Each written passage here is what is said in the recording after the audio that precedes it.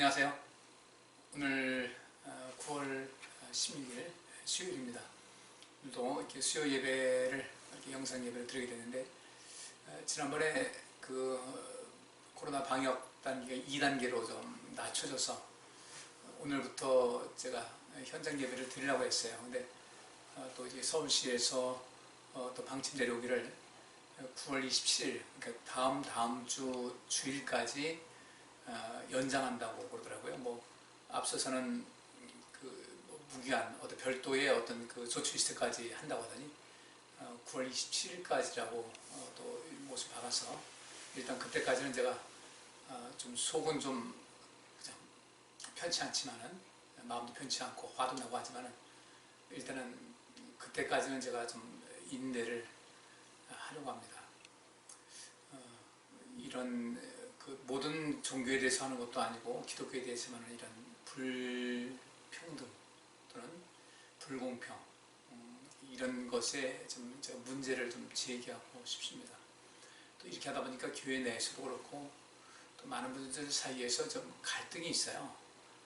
우리 동기 목사님들 중에서도 이 영상 예배, 이 온라인 예배에 대해서 적극 더 지지하는 분들이 있고, 근데 그런 분들을 보면 이제 현장에서 목회 현장에 있는 분들은 아니고 어떤 기관 목회하는 분이거나 또 이렇게 예배를 중점을 하는 하여튼 그런 분이 아닌 분들이 이제 대체적으로 그런 반응을 보이고 있고, 또 어떤 분들은 지금 얘기하더라고 뭐 실외에서는 뭐 10명 이상 집회가 안 된다 하고, 또 식당이나 카페에서는 지금 전부 다 더 밀집해 있으면서 하니까 교회가 식당보다 못한 거냐라고 이제 좀 편찮은 마음을 보내는 분도 있는데, 어쨌든 제가 2주만 좀 한번 참아보겠습니다. 2주만 참고 그 다음에 어쨌든 또 다른 어떤 방안을 좀 해 나가려고 지금 생각을 하고 있습니다. 오늘 우리가 살펴본 말씀은 고린도후서 3장 4절부터 11절까지입니다. 전주인가요? 그때 좀 찬송을 앞에 좀 넣었더니 유튜브에 올렸더니 또 이게 문제가 또 발생을 했어요. 저작권 문제. 그때 어떤 찬송했더니 어떤 이것을 관장하는 분들이 저작권 침해다, 뭐 허가도 없이 이렇게 했다는 것도 있고, 지난주에도 제가 그 영상에 그 헌금 시간에 344장을 불렀더니 그것도 또 올랐어요. 이것도 저작권 침해다. 별다른 뭐 제재는 가는 건 아니지만 이런 것은 안 된다라고 이렇게 해서 제가 이제 그 찬송 나오면서 무음 처리를 했는데 참 여러 가지로 복잡합니다. 복잡하고 좀 편치도 않고 왜 이렇게 해야 될까라는 생각도 좀 들기도 하고요. 우리는 이런 상황 속에서 어떤 분은 그래요. 뭐 바울이 그 모든 이야기를 권세도 하늘에서 내린 것이다, 이렇게 돼서 정부에서 이렇게 그 예배를 금지하는 것도 하나님께 주신 것 권세를 갖고 있는 그 정부에서 하는 것이니까 따라야 된다는 그런 얘기도 있지만, 항상 그런 것만 얘기를 해요. 안 된다는 분들은. 근데 성경 전체를 보게 되면 다양한 것이 있거든요. 하나님께서 모세를 통해서 바로왕을 만나게 하십니다. 그때 뭐라고 하냐면 하나님께 이제 그 메시지를 받은 모세가 이렇게 얘기합니다. 우리 하나님께서 말씀하시기를 우리가 여기 애국에서 좀 떠나서 저 광야에서 하나님께 그 예배를 드리기를 원하십니다. 우리가 그렇게 해야 되겠다 했더니 단호하게 반대를 하죠. 이때 하나님께서는 그 이스라엘 백성들을 위해서 애굽에 10가지 재앙을 내리시고 그 짓에 이제 놔주게 됩니다. 이건 과연 어떻게 될까? 바로왕에게 가서 요청했는데 바로왕이 안 된다는데 하나님께서 개입하셔서 결국은 그들 이제 보내게 해요. 근데 그것도 예배 때문에 그런 것이었어요. 광야에 나가서 예배를 드리겠다, 안 된다, 이렇게 되는 거죠. 또 더 나아가서는 이제 그 신정시대가 이어지지 않습니까? 그러니까 하나님께서 이 민족을 직접 통치하시면서 모세를 통해서 여호수아를 통해서 때로는 사사를 통해서 이제 하나님께서 직접 개입하셔서 통치하시는 그 시대가 지났어요. 그리고 사무엘 때에 이스라엘 백성들이 우리에게 좀 왕을 좀 세웠으면 좋겠다 해서 신정시대와 왕정시대가 이제 공존하게 됩니다. 그때는 그 왕들도 하나님께서 지시하는 사람으로 이제 세워졌고 그에게 또 기름을 부어서 왕이 되도록 하셨으니까, 그게 이제 신정시대와 인간이 하는 왕정시대가 이제 겸했던 이런 때인데 이런 것이 나오죠. 아방이 하나님 아주 반하는 그런 행동을 했어요.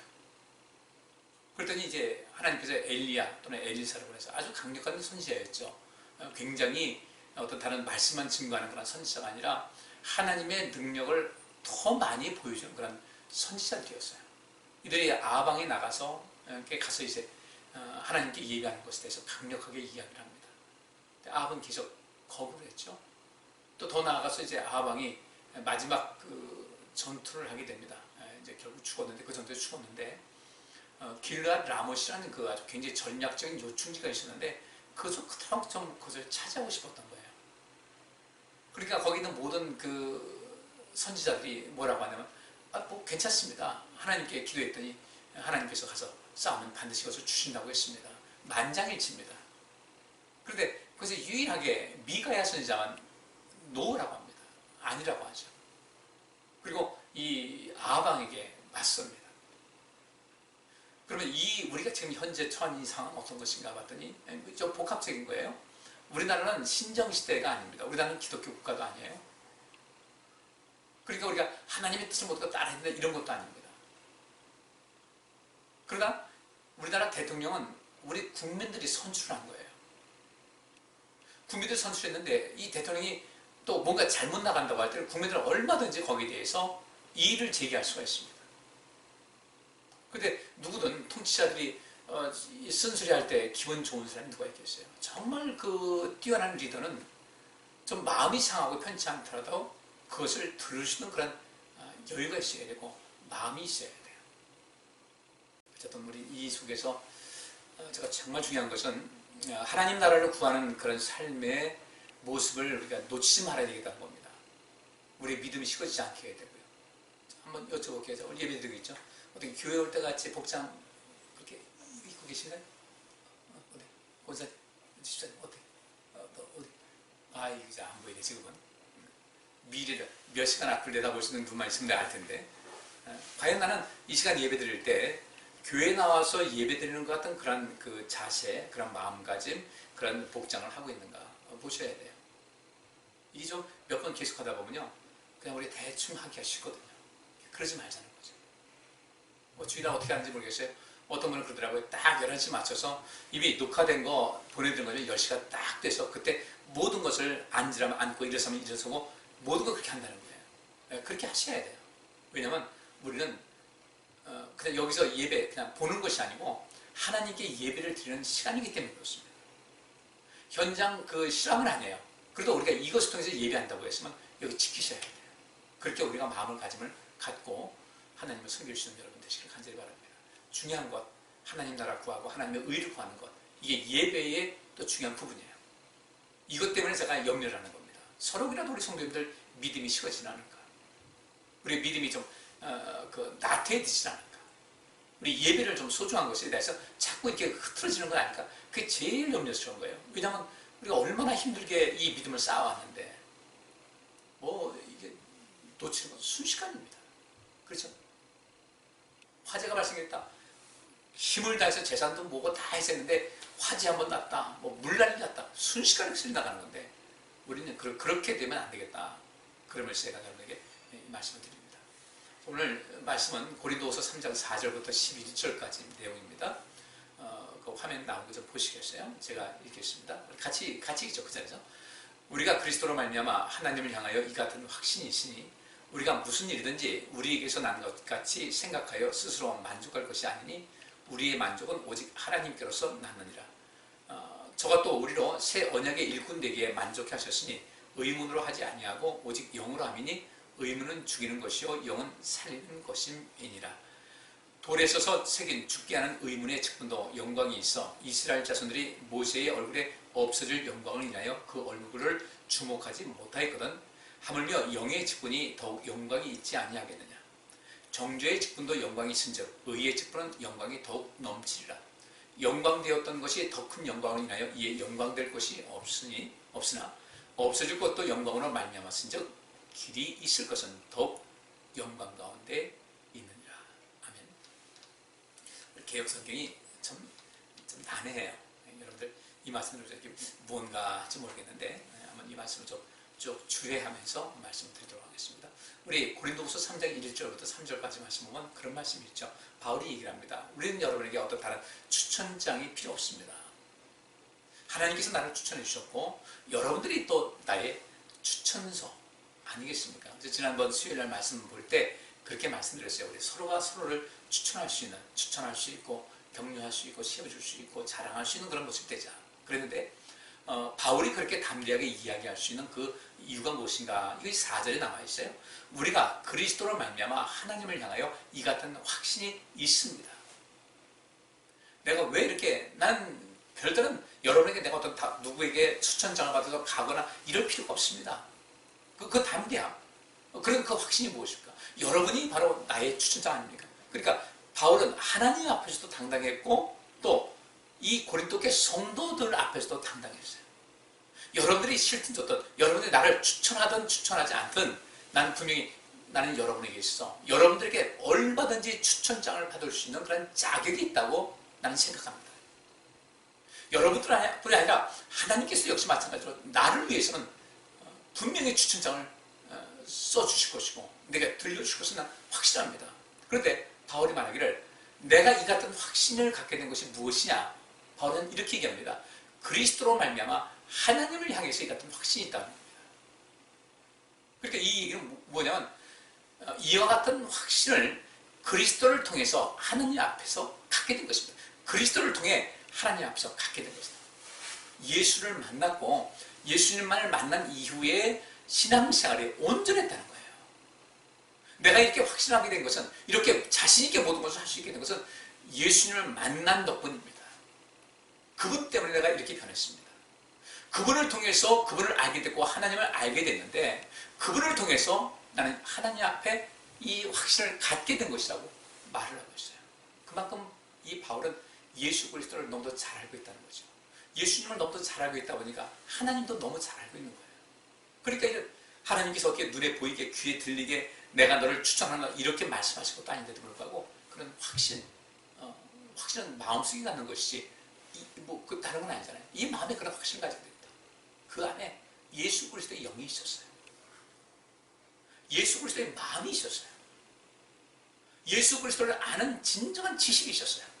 그러다 보니까 내가 이렇게 하면 하나님께서 어떻게 반응하시고 어떻게 나를 보실 것이라는 것을 정확하게 알게 되는 거죠. 우리도 그런 마음이 있어야 되거든요. 지금 나를 하나님께서 어떻게 보실까? 예수로 말미암아 나는 이 안에 확신을 갖게 됐습니다. 어떤 확신? 하나님 앞에서 이 확신을 갖게 되었습니다. 그러니까 하나님 앞에서나 예수 그리스도 앞에서나 담대한 마음을 가지고 있으니 그런 인생 삶에서 거칠 것이 무엇이 있겠어요? 매 순간순간 어려움이 있었지만 그 어려울 때마다 주께서 도우신 역사, 다윗의 경험과 같았던 것 같아요. 내가 사망의 음침한 골짜기로 다닐지라도 해를 두려워하지 않을 것은 주께서 나와 함께 하시리라. 그래요. 믿음 있는 사람들은 바로 그런 담대함이 있습니다. 이런 거 있잖아요. 너희는 먼저 그의 나라와 그의 의를 구하라. 그리하면 이 모든 것을 너희에게 더해 주실 것이다. 그러므로 너희는 내일 일을 염려하지 말라. 우리가 하나님의 나라와 하나님의 의, 곧 바꿔 말하면 생명사역을 위해서 열심히 일하다 보면요, 이 모든 것을 채우시는 역사가 있습니다. 사망의 음침한 골짜기로 다닐지라도 해를 두려워하지 않는 이 두려움을 내쫓으시는 그런 확신이 있었고, 바울과 같이 나는 예수 그리스도를 말미암아 하나님 앞에서 가진 확신이 있습니다. 그 확신이 뭐예요? 자기 자신에 대한 확신도 있고 하나님께서 나와 함께 한다는 확신이 있고, 그러니까 매 순간순간 어려움이 있을 때마다 모든 것 다 채워줘서 이 모든 것을 더해 주실 거라는 그 약속이 마음속에 있다 보니까 이러므로 내일 일을 염려하지 말라. 내일 일을 염려 안 하는 거예요. 그 다음에 내게 어떤 일이 펼쳐지는지 우리는 알 수 없어요. 우리는 지나치게 예언의 은사 받았다고 해가지고 뭐 이렇게 될 것이다 저렇게 될 것이다 점치듯이 하지 말고요. 우리는 내일 일을 어떻게 될지 모르니까 염려하는 거잖아요. 그죠? 여러분도 얼마만큼 예언의 은사가 있어요? 얼마만큼 내일을 잘 알아요? 굳이 알려고 하지 마세요. 어떻게 하면 돼요? 생명사역 열심히 하다 보면요, 내일 일은 염려하지 않아도 다 잘 되게 돼 있어요. 어려움이 있어도 그 어려움은 어려움 나름대로 의미가 있게 된다는 얘기입니다. 그러면서 바울이 이렇게 얘기합니다. 5절 말씀 보면 좀 성경책을 좀 펼쳐놓으면 좋겠어요. 여기 말씀 못해 필요하니까. 우리가 무슨 일이든지 우리에게서 난 것 같이 생각하여 스스로 만족할 것이 아니니 우리의 만족은 오직 하나님께서 납니다. 이 3, 4절 말씀과 연계된 얘기인데 우리는 무슨 일이나 우리 자신이 하는 것처럼 생각할 자격이 없습니다. 그 이유는 그런 능력은 하나님께서 주시는 능력이기 때문입니다. 그러니까 바울은 하나님 앞에서 이렇게 확신이 있었고 모든 사람들을 대해서도 확신이 있었어요. 우리도 필요해요. 여러분들 인생 살아가면서 내 안에 확신이 있잖아요. 당당합니다. 우물쭈물 하지 않아요. 크게 염려하지 않아요. 두려움이 있어도요. 두려움이 나를 지배하지 못해요. 시험이 내게 닥쳐와도요. 시험에서 이길 수 있는 그런 자신감이 있기 때문에 흔들리지 않아요. 그런 말합니다. 이 모든 확신은 이 모든 것을 할 수 있는 그런 능력은 하나님께서 주시는 것입니다. 우리는 모든 일이나 이거 현대인의 성경 번역본입니다. 5절. 우리는 무슨 일이나 우리 자신이 하는 것처럼 생각할 자격이 없습니다. 그런 능력은 하나님께서 주시는 것입니다. 빌립보 교회 성도들에게 이렇게 얘기합니다. 내게 능력 주신 자 안에서 내가 모든 것을 할 수 있는 자. 할렐루야. 아멘. 바로 바울이 이렇게 얘기를 했어요. 그러면서 6절에 이렇게 얘기합니다.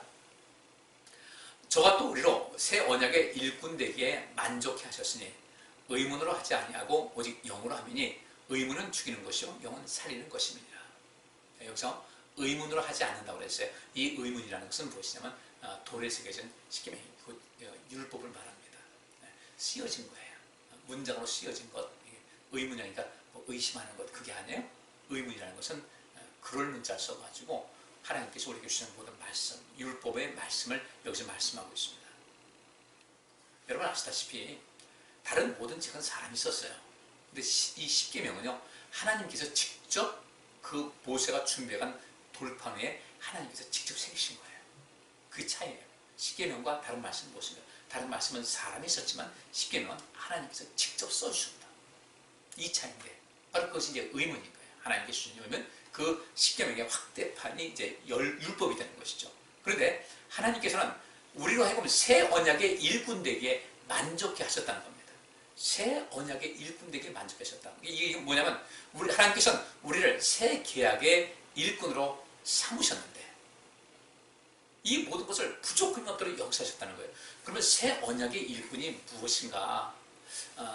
로마서 8장 1절과 2절 말씀에 이런 말씀이 있어요. 그러므로 이제 그리스도 예수 안에 있는 자에게는 결코 정죄함이 없나니 이는 그리스도 예수 안에 있는 생명의 성령의 법이 죄와 사망의 법에서 너를 해방하였습니다. 그럼 여기 고린도후서 3장 6절에 의문으로 하지 아니했다. 그 의문이 무엇이겠어요? 이 의문은 죄와 사망의 법, 곧 율법이에요.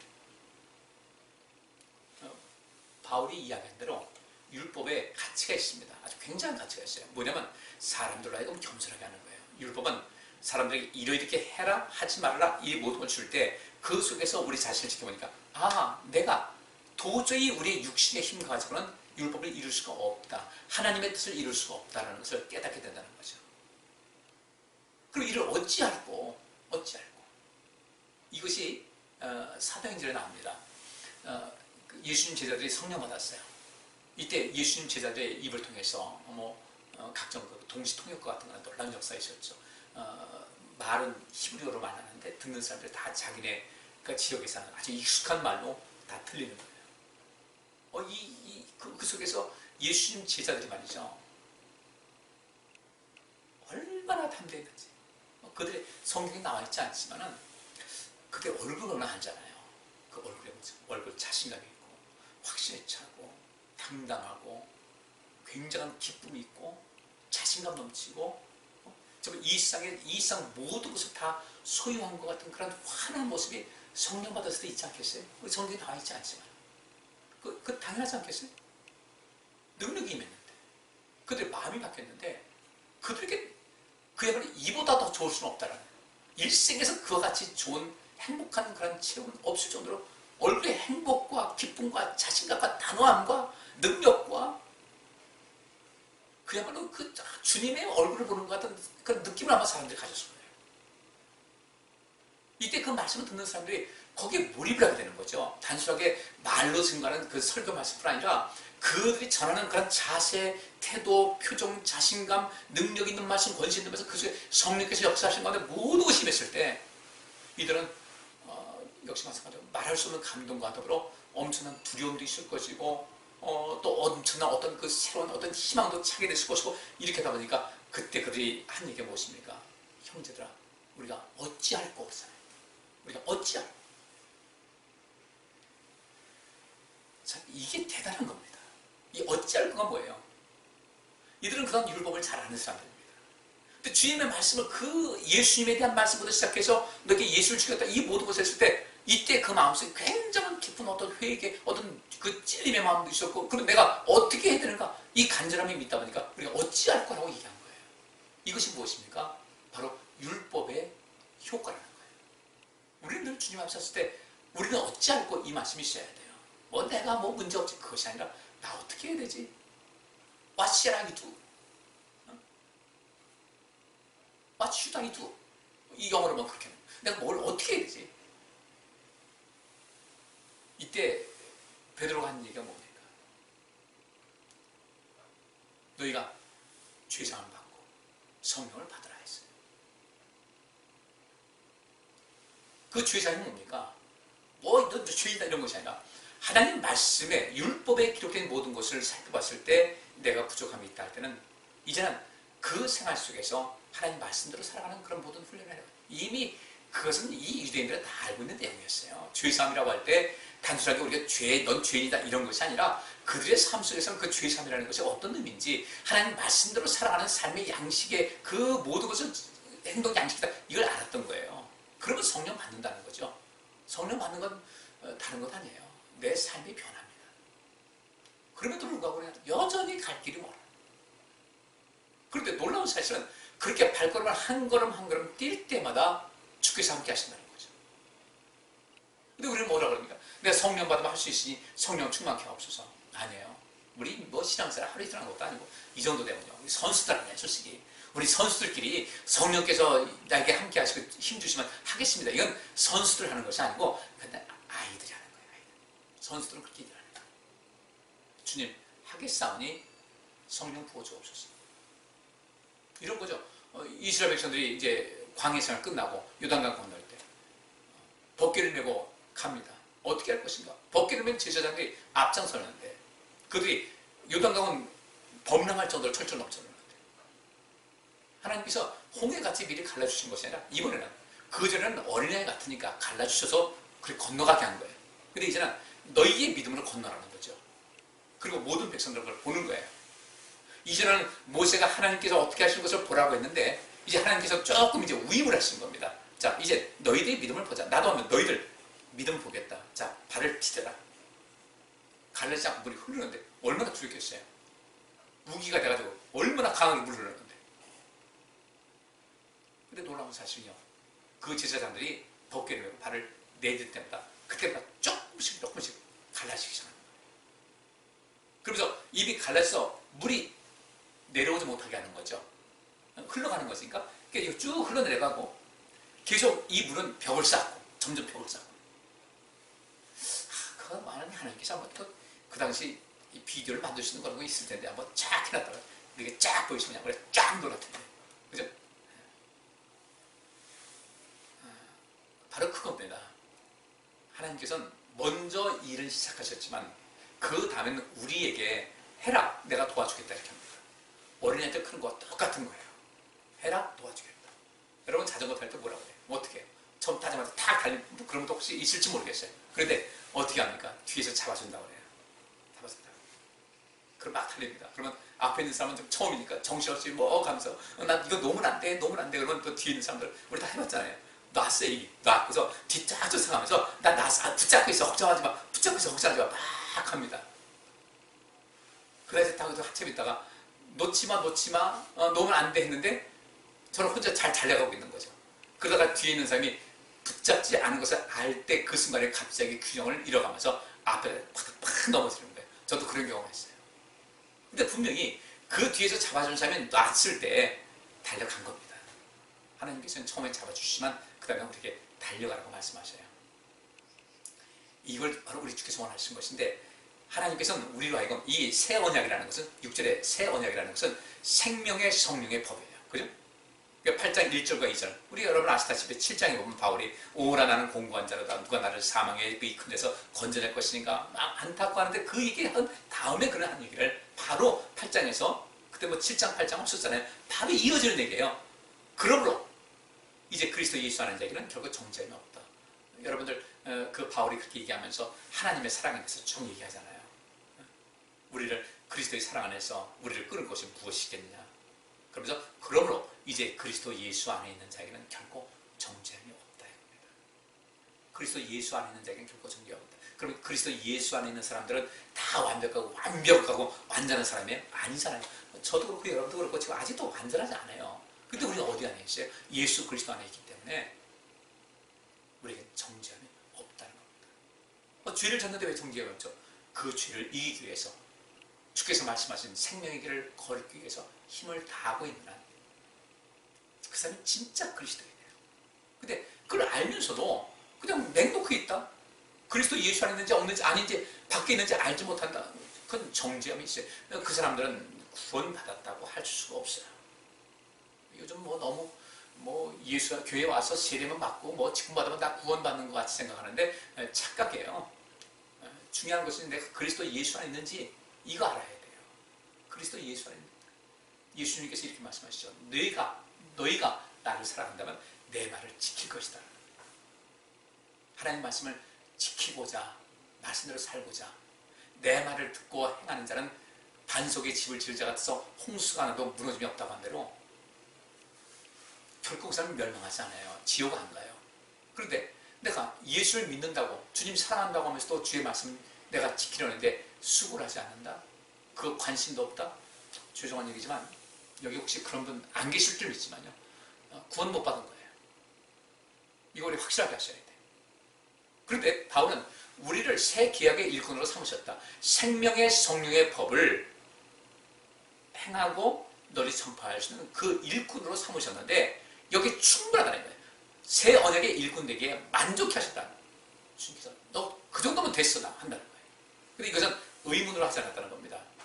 율법의 모든 규례를 지킨 것은 아니라는 거예요. 우리가 다 율법 못 지키잖아요. 그죠? 서로 다 아는 거예요. 우리 선수끼리 알잖아요. 우리 아직 부족한 거 많아요. 근데 그 의문, 그 율법에 다 이루지 못하는 것을 뻔히 아시는데도 불구하고 왜 하나님께서 우리를 새 언약의 일꾼이 되게 만족해 하셨을까? 다른 건 아니에요.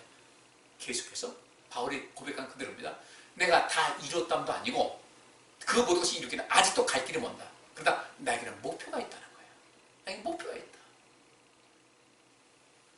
마틴 루터 킹 목사님이 아주 유명한 설교를 했습니다. 그걸 이제 이거 팝송에도 나오는데 I have a dream이라는 그런 연설을 했어요. 우리는 이 어린아이들이 백인이나 흑인이나 다 같이 한 곳에서 함께 뛰놀 수 있고 함께 대화할 수 있고 사랑할 수 있는 그런 세계를 기대합니다. I have a dream. 나는 그런 꿈을 꼭 갖고 있습니다. 우리도 역시 마찬가지. 나는 아직 이루는 것도 아니고 갈 길이 아직 멀지만은 그러나 나에게는 꿈이 있습니다. 내게 목표가 있습니다. 예수 그리스도를 닮아가는 것에는 조금도 내 발걸음을 멈추지 않습니다. 오늘도 그렇게 길을 살았습니다. 이런 사람들은요, 율법이 감히 우리를 이기지 못해요. 그래서 새 언약의 일꾼에게 만족해 하신 것은, 우리가 하나님의 일꾼을 만족해 하신 것은 우리가 뭔가 모든 하나님의 말씀을 다 만족하고 다 이루어서 지금 이 현재 이 순간에 완료로 봤을 때 내가 완전했다는 것이 아니라 지금도 여전히 목표를 향해서 걸어가고 있다. 제자리 있지 않고 정체도 있지 않고 걸어가고 있다.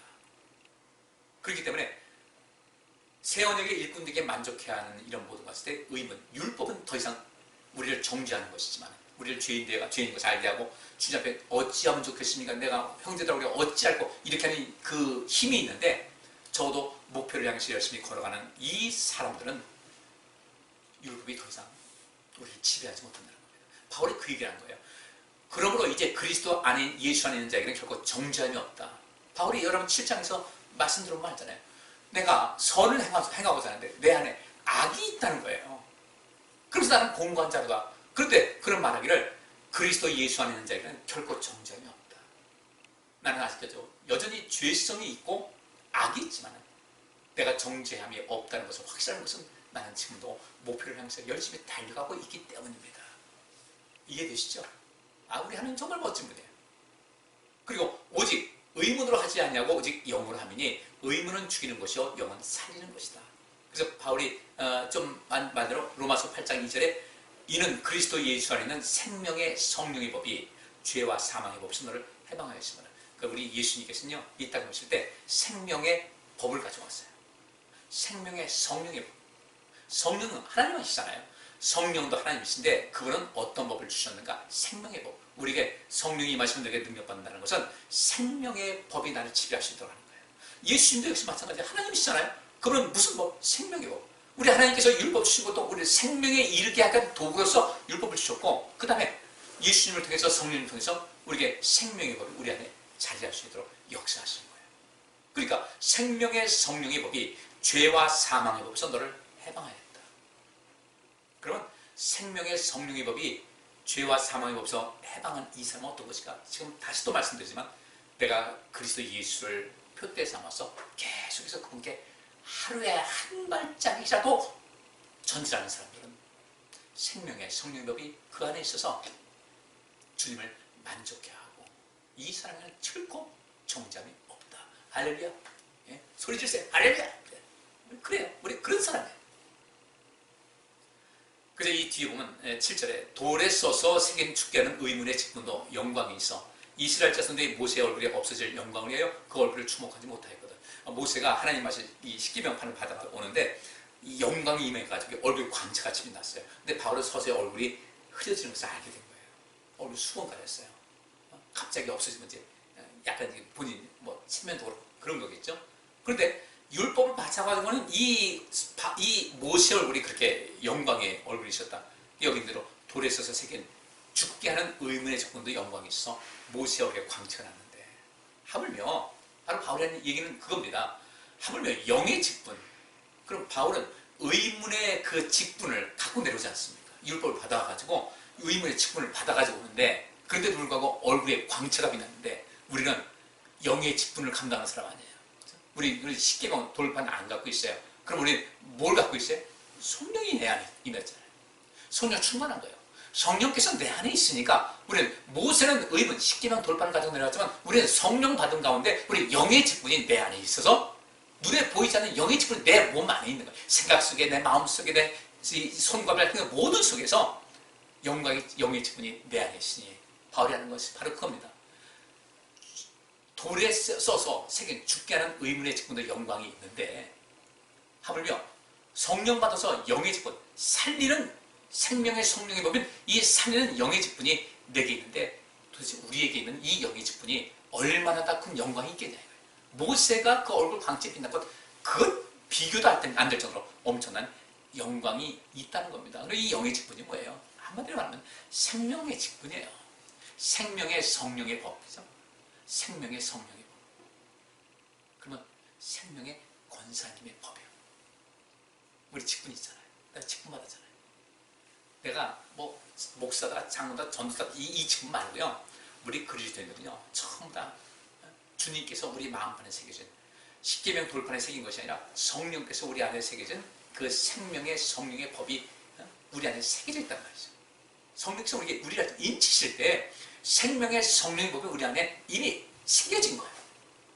그러면 우리는 이 영의 직분, 곧 생명의 직분, 이 세상 모두를 유익하게 하고 성령이 우리에게 임하신 것은 유익하게 하려면 알았으니까 모든 사람들 세상을 유익하게 하는 것이라고 했으니까 유익하게 하고 또 어떻게 가난한 자에게 복음을 증거하고 땅끝까지 이르러 내가 주님의 증인되고 땅끝은 여러분들 뭐 땅끝 뭐 이 지리적인 거 공간적인 것만 따지고 없어요. 사실 이 세상 전체가 땅끝이에요. 우리 모두는 생명의 직분이 있어요. 근데 그 생명의 직분 하나님의 나라와 하나님의 의를 하는 것이 곧 이 생명의 성령의 법이고 그것이 생명의 직분이고 영의 직분인데 그 보상이 뭐라고 그랬어요?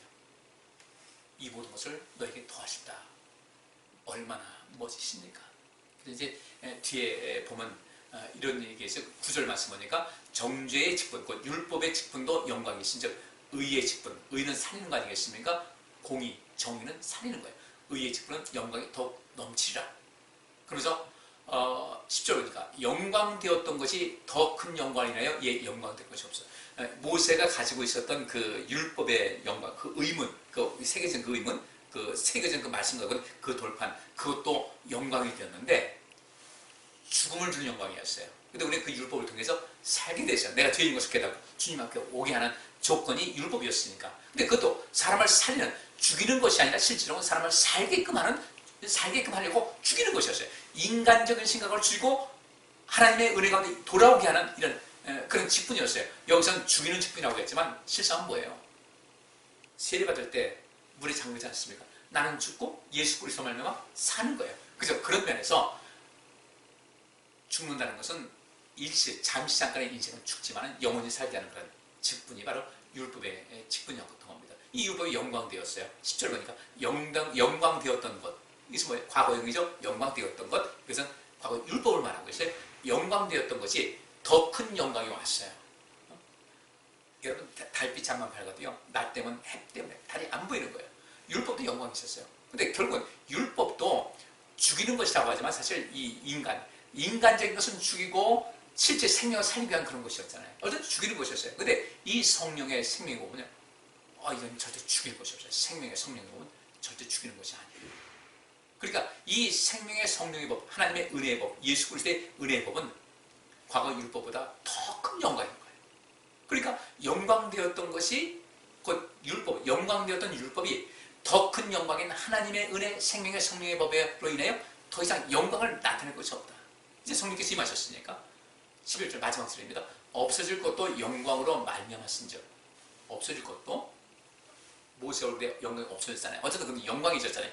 없어질 것도 영광으로 말미암았은즉. 그의 율법이 길이 있을 것은, 영원토록 있을 것은 더욱 영광 가운데 있다. 여러분께서 생명사역의 직분을 잘 감당하면 영원한 영광이 있습니다. 이제부터 생명사역 어떻게 해야 되지? 많이 말씀드렸잖아요. 예배 시간마다 그랬으니까. 근데 아직도 생명의 성령의 법을 무엇인지, 이 생명사역이 무엇인지 갈 길이 굉장히 멀어요. 실천할 수 있는 것이 보통 많은 게 아니에요. 가난한 자에게 복음 전하는 거죠. 쌓였어요. 얼마든지 쌓였어요. 내가 교회를 살리고 성도들 개인이 살고 이 세상을 살리고 나는 무엇을 해야 될 것인가 고민 좀 하시라는 거예요. 내가 이제까지 살아왔던 모든 삶의 양식을 내려놓고 이제 난 더 성장해야 되는데, 지금부터 더 앞으로 나가야 될 텐데 무엇에서 더 나가야 될 거죠? 지금 여러분들 분명히 어떤 상황에서 다 정지되는 것이 있다. 정지되는 것이 있어요. 나 이거 참 자세하게 다 말씀드리고 싶은데, 혹시 여러분들 중에 목사님이 좀 다른 의도가 있는 것 같다고 오해할까봐 내가 이것을 다 말씀드리지 않는데 언젠가는 할 거예요. 우리 성도들이 어느 정도 이제 수준 더 많이 올라가게 되면 제가 할 겁니다. 머물러 있으면 안 돼요. 모든 것이 다 넘어가야 돼요. 몸은 늙어간다 할지라도 다 하셔야 돼요. 몸도 가능하면 늙어가지 않게요. 조심하셔야 돼요. 요 팁 하나만 말씀드릴게요. 사람이 이 손으로 많은 일을 하지 않습니까? 손에 힘이 커야 되는데 손에 악력을 키워야 된다고 하더라고요. 저기 고무줄 없나 모르겠네. 고무줄 이렇게 그 밴드 있지 않습니까? 이렇게 노란 고무줄, 그거를 한 번 내가지고 두 겹으로 만들어가지고 요 사이 손가락 끼고서 이렇게 또 여기서 이렇게 그다음에 이것도 이렇게 하게 되면은 악력이 강해진대요. 온몸이 건강해지고 건강한데 장수할 수 있는 그런 길이 있다고 하더라고요. 훈련하네요. 훈련. 우리 신앙도 훈련해야 돼요. 머물러 있으면 안 돼요. 딱 그 자리에 서서 맨날 그 모습이 그 모습이에요. 똑같이 신앙생활 변함이 없어. 안 돼요. 더 사랑해야 되고, 더 용서해야 되고, 더 충성해야 되고, 더 얼굴 활력이 넘쳐야 돼요. 즐거움이 있어야 되고, 행복해야 돼요. 더 행복해야 돼요. 우리 몸에 나이 먹어서 쇠퇴하는 것, 이거는 속도는 좀 줄일 수 있지만 막을 수는 없잖아요. 근데 그 외에는 더 잘했어요. 여러분들. 절대로 꼰대 소리 듣지 말고 이제 멋있게 살아서 여러분 그리스도께서 영광 받으신 거지. 여러분도 영광 가득한 생명사역의 주체가 되시고 또 생명사역의 모든 그 일에 하나님 만족시키시고 합당하다고 칭찬받을 만한 여러분의 삶이 되시기를 주의 이름으로 축복합니다. 기도하겠습니다. 하나님, 말씀 받습니다. 말씀 마음속에 깊이 새기고 그 말씀 실천해서 생명사역의 그 주체 또 생명사역의 선구자가 되어서 우리 자신도 영광스럽고 온 세상을 복되게 만드는 하나님의 귀한 백성들 다 되게 하여 주옵소서. 오늘도 함께 하시면 감사합니다. 우리 성도님들 늘 건강하게 하시고 안전하게 하시고 속기 이 예배가 정상화되게 하여 주옵시며 이 나라 이 민족의 공정과 또 평등과 정의, 지금 위정자들이 외치는 그런 모든 것 말은 외치지만 무너지고 있는데 이 모든 것이 이 세상에 실천될 수 있도록 실현될 수 있도록 주님 도와주시고 하나님 온 세계 팬데믹 역사 속히 종식될 수 있도록 주님께서 도우시면 속기를 베풀어 주옵소서. 이 밤도 우리 모두를 평안케 하여 주옵소서. 매일매일 주님과 동행하면서 끊임없이 더욱더 영광된 그 생명사역의 귀한 직분자들로 살아가게 하여 주옵소서. 예수 그리스도 이름으로 기도하옵나이다. 아멘. 금요일 차례 때도 또 만나겠습니다. 감사합니다. 편안하세요.